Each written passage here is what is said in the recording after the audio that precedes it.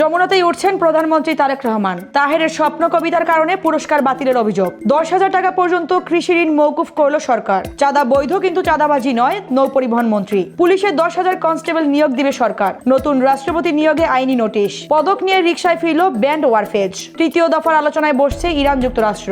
যমুনাতেই উঠছেন প্রধানমন্ত্রী তারেক রহমান। গণপূর্ত অধিদপ্তরের তথ্য মতে ডক্টর মোহাম্মদ ইউনূস শুক্রবার ভবনটি ছেড়ে দেবেন। প্রধানমন্ত্রীর অভিপ্রায় অনুযায়ী যমুনার প্রয়োজনীয় সংস্কার কাজ দ্রুত সম্পন্ন করা হচ্ছে বলে জানান গণপূর্তের প্রধান প্রকৌশলী। এর আগে সংসদ ভবন ও শেরেবাংলা নগর এলাকা বিবেচনার তালিকায় থাকলেও নিরাপত্তা ও যাতায়াত সুবিধার কারণে যমুনাকেই বেছে নেওয়া হয়েছে। বর্তমানে গুলশানের নিজ বাসভবন থেকে দাপ্তরিক কার্যক্রম পরিচালনা করলেও সংস্কার শেষে শিগগিরই যমুনায় উঠবেন প্রধানমন্ত্রী।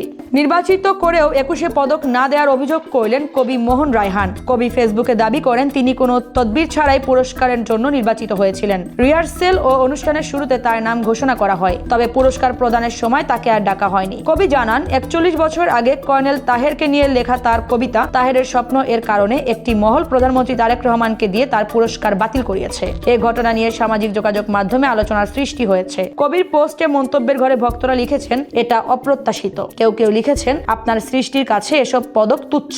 10,000 টাকা পর্যন্ত কৃষি ঋণ মওকুফ করল সরকার। মন্ত্রী পরিষদ সচিব নাসিমুল গনি জানান আসল ও সুদ সহ এই ঋণ মওকুফের ফলে দেশের প্রায় 12 লাখ ক্ষুদ্র ও প্রান্তিক কৃষক উপকৃত হবেন। বাংলাদেশ ব্যাংকের তথ্য মতে সরকারি বাণিজ্যিক ও বিশেষায়িত ব্যাংক এবং বেসামরিক বাণিজ্যিক ব্যাংকগুলোর 25 ফেব্রুয়ারি পর্যন্ত সুদ সহ কৃষকদের কাছে পাওনা প্রায় 1,550 কোটি টাকা মওকুফ হবে। সরকার তার নির্বাচনী ইশতেহার বাস্তবায়নে শস্য, মৎস্য ও পশুপালন খাতের ক্ষুদ্র কৃষকদের এই বিশেষ সুবিধা প্রদানের ঘোষণা দিয়েছে। সচিবালয়ে প্রধানমন্ত্রী তারেক রহমানের সভাপতিত্বে নতুন মন্ত্রিসভার আনুষ্ঠানিক প্রথম বৈঠকে এ সিদ্ধান্ত গৃহীত হয়। চাঁদা বৈধ কিন্তু চাঁদাবাজি বৈধ না, এমন মন্তব্য করলেন নৌ পরিবহন মন্ত্রী। তিনি বলেন বাস মালিক ও সমিতি সংগঠন যদি সমঝোতার ভিত্তিতে চাঁদা গ্রহণ করে সেটা বৈধ। মন্ত্রী বলেন চাঁদাবাজি একটি ফৌজদারি অপরাধ। সড়ক মহাসড়কে যেখানে চাঁদাবাজি হবে সেখানে সরকার ব্যবস্থা নেবে বলেও সতর্ক করেন শেখ রবিউল আলম রবি। নৌমন্ত্রী জানান ঈদ যাত্রায় বাড়তি ভাড়া নেওয়া বন্ধে কাজ করবে ভ্রাম্যমাণ আদালত। নৌপথে যাত্রা নিরাপদ করতে ঈদের আগে এবং পরে মোট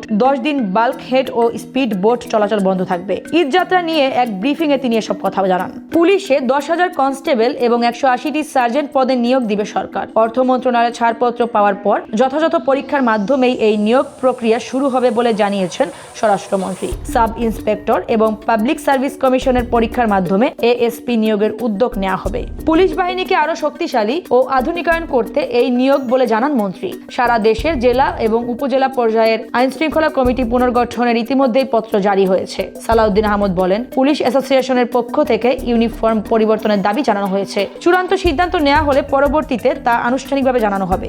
শাহাবুদ্দিনকে অপসারণ করে নতুন রাষ্ট্রপতি নিয়োগের জন্য আইনি নোটিশ পাঠালেন ব্যারিস্টার শাহরিয়ার। এতে দাবি করা হয় রাষ্ট্রপতির সাম্প্রতিক বক্তব্য জুলাইয়ের স্মৃতিকে অবমাননা করেছে, যা তার পদের শপথের পরিপন্থী। তাই তাকে অপসারণ করে নতুন রাষ্ট্রপতি নিয়োগের মাধ্যমে ত্রয়োদশ সংসদের প্রথম অধিবেশন উদ্বোধনের আহ্বান জানানো হয়েছে। 24 ঘন্টার মধ্যে ব্যবস্থা না নিলে আইন অনুযায়ী পরবর্তী পদক্ষেপ নেওয়া হবে বলে নোটিশে উল্লেখ করা হয়। নোটিশটি সংসদ সচিবালয় ও আইন সচিবের কাছে পাঠানো হয়েছে। 21 পদক নিয়ে রিকশায় ফিরল ব্যান্ড ওয়ারফেজ। প্রথম ব্যান্ড দল হিসেবে তারা রাষ্ট্রীয় দ্বিতীয় সর্বোচ্চ সম্মাননা 21 পদক গ্রহণ করেছে। সম্মাননা গ্রহণ শেষে পদক হাতে রিকশায় চড়ে ব্যান্ডের সদস্যদের ফেরার ছবি ভাইরাল হয়েছে।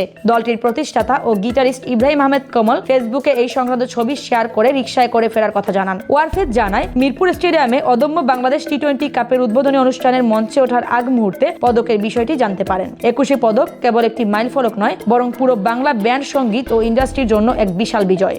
তৃতীয় দফায় পরোক্ষ আলোচনায় বসছে ইরান ও যুক্তরাষ্ট্র। ডোনাল্ড ট্রাম্প তার স্টেট অব দ্য ইউনিয়ন ভাষণে ইরানকে পারমাণবিক অস্ত্রমুক্ত রাখার কঠোর অঙ্গীকার পুনর্ব্যক্ত করেছেন। দেশটির ভাইস প্রেসিডেন্ট জেডি ভান্স জানান যুক্তরাষ্ট্রের নীতি স্পষ্ট, ইরান পারমাণবিক অস্ত্র রাখতে পারবে না। ট্রাম্পের দক্ষ মধ্যস্থতাকারীরা একটি কার্যকর চুক্তির লক্ষ্যে কাজ করছেন। তবে পররাষ্ট্রমন্ত্রী মার্কো রুবিও ইরানের ব্যালিস্টিক ক্ষেপণাস্ত্র নিয়ে অনীহাকে বড় বাধা হিসেবে দেখছেন। এদিকে ওমানের পররাষ্ট্রমন্ত্রীর মধ্যস্থতায় ইরানি পররাষ্ট্রমন্ত্রী আব্বাস আরাকচি একটি ন্যায্য ও ভারসাম্যপূর্ণ চুক্তির বিষয়ে আশাবাদ ব্যক্ত করেছেন। উভয় পক্ষই বর্তমানে কূটনৈতিক সমাধানকে সর্বোচ্চ অগ্রাধিকার দিচ্ছে।